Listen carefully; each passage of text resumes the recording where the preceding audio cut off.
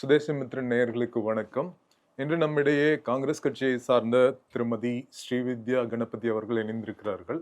இவர் காங்கிரஸில் இளைஞர் காங்கிரஸ் முதல், யூத் காங்கிரஸ் முதல், அதன் பிறகு மகிழா காங்கிரஸ், மகளிர் காங்கிரஸ், தற்போது பேரண்ட் பாடியில முக்கியமான பொறுப்புகளில், அமைப்பு ரீதியான பொறுப்புகளில் அங்கம் வகித்து வருகிறார். காங்கிரஸ் கட்சியின் ஆக்கப்பூர்வமான செயல்பாட்டாளர். வணக்கம் மேம். வணக்கம். தாவேகா அரசு தமிழ்நாட்டில் அமைவதற்கு மக்கள் ஆதரவோட ஒரு ஒரு மேஜிக் நம்பர் தேவைப்பட்டப்ப, அதுக்கு முன்னாடி வந்து அந்த 11th ஹவரில் வந்து ஒரு ப்ராமினென்ட் அலையாக வந்தது காங்கிரஸ் தான். காங்கிரஸ் தான் வந்து முதல் ஸ்டெப்பை வந்து ஃபர்ஸ்ட் ஸ்டெப்பை வந்து இந்த தாவேகா அரசுக்கான முதல் படியை எடுத்து வைத்தது காங்கிரஸ் தான். அதுக்கு பின்னாடி வந்து யூனியன் முஸ்லீம் லீக், மார்க்சிஸ்ட், விடுதலை சிறுத்தைகள் எல்லாருமே அதற்கு பிறகு வந்து தாவேகா அரசை சப்போர்ட் பண்ணி இன்னைக்கு வந்து அந்த ஆட்சி நடந்துட்டுருக்கு. முதலமைச்சர் விஜய் அவர்களோட ஆட்சி நடந்துகிட்ருக்கு. கூட்டணி ஆட்சி. காங்கிரஸில் அடிக்கடி சொல்கிற மாதிரி ரொம்ப நாள் கழித்து ஒரு அதிகார பகிர்வு வந்திருக்கு. ஒரு கூட்டணி ஆட்சி தமிழ்நாட்டில் அமைஞ்சிருக்கு. ராகுல் காந்தி வந்து நேரு ஸ்டேடியம் வந்து ஸ்வேரிங் இன் செரமனிக்கு, அதன் பிறகு வந்து தலைவர் ப. சிதம்பரம் அவர்கள் முதலமைச்சர் நேரடியாக வந்து சட்டமன்றத்துக்கு போய் சந்திச்சார். இப்போ வந்து தமிழ்நாட்டில் ஒரு புதிய தலைமையும் வந்திருக்கு. மாணிக் தாகூர் அவர்கள் புதிய தலைவராக பொறுப்பேற்றிருக்காரு. தாவேக்காவோட ஆட்சியை எப்படி பார்க்குறீங்க? இந்த கூட்டணி ஆட்சி நீங்களும் அங்கம் வகிக்கிறதால. காங்கிரஸ் பார்ட்டியை பொறுத்த வரைக்கும் காங்கிரஸ் பார்ட்டி வந்து ஒரு மிகப்பெரிய ஒரு கட்சி. அதாவது சுதந்திர போராட்டத்திற்கு முன்னாடியிலிருந்து சுதந்திர போராட்டத்தில் அங்கம் வகித்த ஒரு கட்சி, இந்தியாவினுடைய சுதந்திரத்திற்காக போராடிய ஒரு கட்சி. மிகப்பெரிய தலைவர்கள் எல்லாம் இந்தியாவுடைய இறையாண்மையை இன்னைக்கு காப்பாற்றி இருக்கிறது அப்படின்னு பார்த்தா காங்கிரஸ் கட்சி தான். இந்தியாங்கிறது ஒரு மிகப்பெரிய நாடு. பல்வேறு மதம், பல்வேறு மொழி, பல்வேறு கலாச்சாரம் எல்லாத்தையும் உள்ளடக்கிய ஒரு பெரிய நாட்டில் அந்த நாட்டினுடைய இறையாண்மையை காப்பாற்றி அந்த நாட்டை வந்து இன்னைக்கு நம்ம இந்தியா இந்த அளவுக்கு வளர்ந்து நிற்கிதுன்னா அதுக்கு காரணம் அன்னைக்கு நேரு அவர்கள் போட்ட விதை தான். அதே மாதிரி ராஜீவ்காந்தி அவர்களுடைய அடுத்த அடுத்த அடுத்த கட்டம் எப்படி இருக்கணும் அப்படிங்கிற அந்த முன்னோக்கு பார்வை தான் வந்து இந்தியா வந்து எடுத்துகிட்டு போச்சு.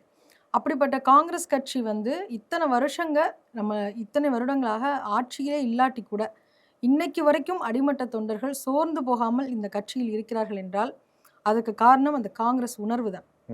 அப்படிப்பட்ட காங்கிரஸ் கட்சி வந்து ஆட்சியில பங்கு வேணும்னு நினைக்கிறதுல எந்த விதமான தவறுமே கிடையாது.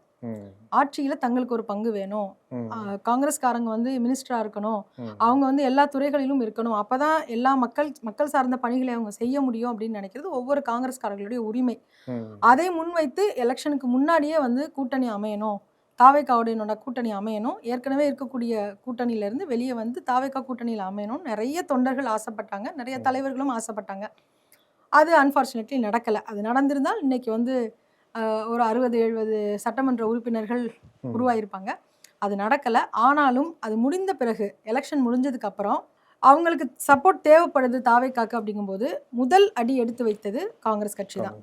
இதில் ஒரு சின்ன வருத்தம் கூட இருக்குது. அந்த நேரத்தில் நான் பதிவு பண்ண கடமைப்பட்டிருக்கேன். என்னன்னா, அரசியலில் நிரந்தர நண்பனும் இல்லை, நிரந்தர எதிரியும் இல்லைன்னு சொல்லுவாங்க. ஆனால் இத்தனை வருடம் கூட்டணியில் இருந்த ஒரு கட்சியை பார்த்து துரோகி அப்படின்னு சொல்லி திமுக சொன்ன அந்த வார்த்தை காங்கிரஸ்காரர்களுடைய ஒவ்வொரு அடிமட்ட தொண்டனுடைய மனசுலையும் ஸ்ட்ராங்கா பதிஞ்சிருக்கு.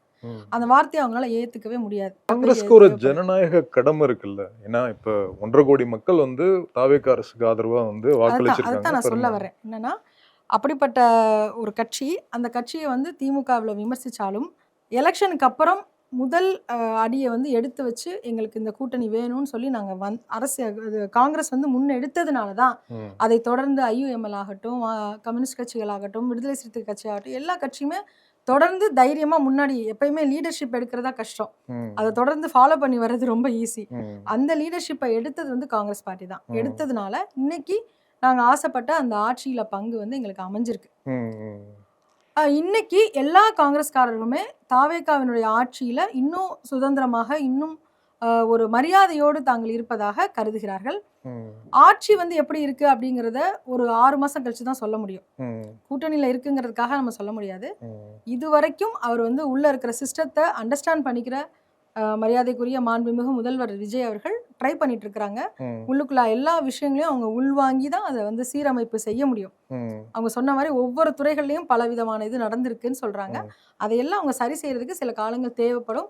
ஒரு 6 மாத காலம் ஆகும். அதுக்கப்புறம் தான் ஆட்சியை பத்தி எதுவும் நம்ம சொல்ல முடியும். இப்போ காங்கிரஸ் வந்து தாவேக்காவை ஆதரித்தது வந்து அதோட ஜனநாயக உரிமை, ஜனநாயக கடமை. கண்டிப்பா இட்ஸ் அ டெமோக்ராட்டிக் கண்டிப்பா it's responsibility. Democratic responsibility. Responsibility. So ஒரு ஜனநாயக கடமை ஆற்றுனதுக்கு இப்போ வந்து காங்கிரஸை நோக்கி வந்து பல அம்புகள் வந்து எய்யப்படுது. ம். காங்கிரஸை வந்து தரக்குறைவா வந்து பல பிளாட்ஃபார்ம்ல வந்து எதிர்க்கட்சிகள் அட்டாக் பண்றதை பார்க்குறோம். குறிப்பா திமுக வந்து ஆமா. காங்கிரஸ் அட்டாக் பண்றத பார்ப்போம். ஸோ இப்போ ஜனநாயக கடமையாற்றுனா வந்து அதுக்காக காங்கிரஸ் வந்து திருப்பி திருப்பி காயப்படுத்தப்படுமா தமிழ்நாட்டுல? அதுதான் நான் சொல்றேன். எல்லாருக்குமே வந்து ஆரம்ப காலத்துலேருந்தே காங்கிரஸ் மேல என்ன ஒரு பார்வை இருக்குன்னா, காங்கிரஸ்காரனா அமைதியா போயிருவாங்க. ம், வந்தே மாதரம்னு கத்திட்டு அமைதியா உட்காந்துருவாங்க. அதுக்கு தான் இன்னைக்கு மரியாதைக்குரிய மாநில தலைவர் அவர்கள் சொல்லியிருக்காங்க. ஒரு ம், வார்த்தை சொல்லியிருக்காங்க. காங்கிரஸ்காரனா சேவாதள தொப்பியை போட்டுக்குவான்.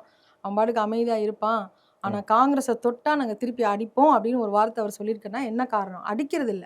ம், காங்கிரஸை பற்றி தவறாக பேசுவதையும், தவறான கருத்துக்களை சித்தரிப்பதையும் அவர்கள் நிறுத்திக் கொள்ள வேண்டும். ஏன்னா இத்தனை ம். வருஷம் கூட்டணியில இருந்த ஆட்சி, கூட்டணியில இருந்த கட்சி, இந்தியா கூட்டணிங்கிற ஒரு கூட்டணியில இத்தனை வருஷம் நாங்க அங்கம் வகிச்சிருக்கோம். அவங்களோட இருந்திருக்கோம். அவங்க எலெக்ஷனுக்கு நாங்க ஒர்க் பண்ணியிருக்கோம். இன்னும் சொல்லப்போனா முழுக்க முழுக்க திராவிட முன்னேற்ற கழக தலைமையிலான அந்த கூட்டணி வந்து சிறுபான்மை வாக்கு வங்கிகள் வந்து காங்கிரஸுக்காக தான் போட்டாங்க. ம், காங்கிரஸ் வந்து அந்த கூட்டணியில இல்லைன்னா அவங்களுக்கு வந்து சிறுபான்மை ஓட்டுகள் விழாது அவ்வளவு சாதாரணமா. ஆ, அதுக்காக தான் அவங்க வச்சிருந்தாங்க. லாஸ்ட் மினிட் வரைக்கும் எதுக்கு வந்து திரு மு.க. ஸ்டாலின் அவர்கள் வெயிட் பண்ணி காங்கிரஸோடைய கூட்டணியை முடிச்சுட்டேன் அப்படின்னு ஒரு சிம்பல் எதுக்கு கொடுத்தாரு? ஓகே. அவர்களுக்கு நாங்கள் தேவைப்பட்டோமே தவிர எங்களுக்கு அவர்கள் தேவை இல்லை. ம். அவர்கள் முதுகில் நாங்கள் சவாரி செய்வதாக அவர்கள் நினைத்துக் கொண்டிருக்கிறார்கள். அது உண்மையல்ல. ஸோ அப்போ இன்னொரு கேள்வியும் இருக்கு. அதாவது வந்து பெரும்பான்மையான இஸ்லாமியர்கள் ஓட்டு, சிறுபான்மையினர்கள் ஓட்டு, இஸ்லாமிய கிறிஸ்துவ ஓட்டுகள் வந்து தாவேகா பக்கம் போயிடுச்சு. அதனால தான் காங்கிரஸ் உடனடியா வந்து அந்த நிலைப்பாட்டை எடுத்துட்டாங்க. அது ஒரு பெரிய ஜனநாயக வழிமுறையோ, கடமையோ, உணர்வோ இல்ல. அவங்களோட வாக்கு வங்கியான இஸ்லாமிய வாக்கு வங்கி, அதாவது கிறிஸ்துவ வாக்கு வங்கி, அதாவது குறிப்பா சிறுபான்மை வாக்கு வங்கி. இல்ல அது வந்து தாவேகாவுக்கு போயிடுச்சு. அதனால தான் காங்கிரஸ் வந்து இல்ல இந்த இல்ல பக்கம் வந்து அப்படி கூட்டணிக்கு கிடையாது. போயிட்டாங்க. அதாவது அவர் வந்து முதல்வர் அவர்கள் வந்து ஒரு கிறிஸ்துவர் அப்படிங்கிறதுனால கிறிஸ்துவ வாக்கு வங்கிகள் அவர் பக்கம் போனதாக ஒரு கண்ணோட்டம் இருக்கே தவிர ம், சிறுபான்மை வாக்கு வந்து எப்பயுமே காங்கிரஸ் கட்சியை சார்ந்து தான் இருக்கும். ஏன்னா ஒரு மதசார்பற்ற கட்சியாக அவர்கள் காங்கிரஸ் தான் பார்ப்பாங்க.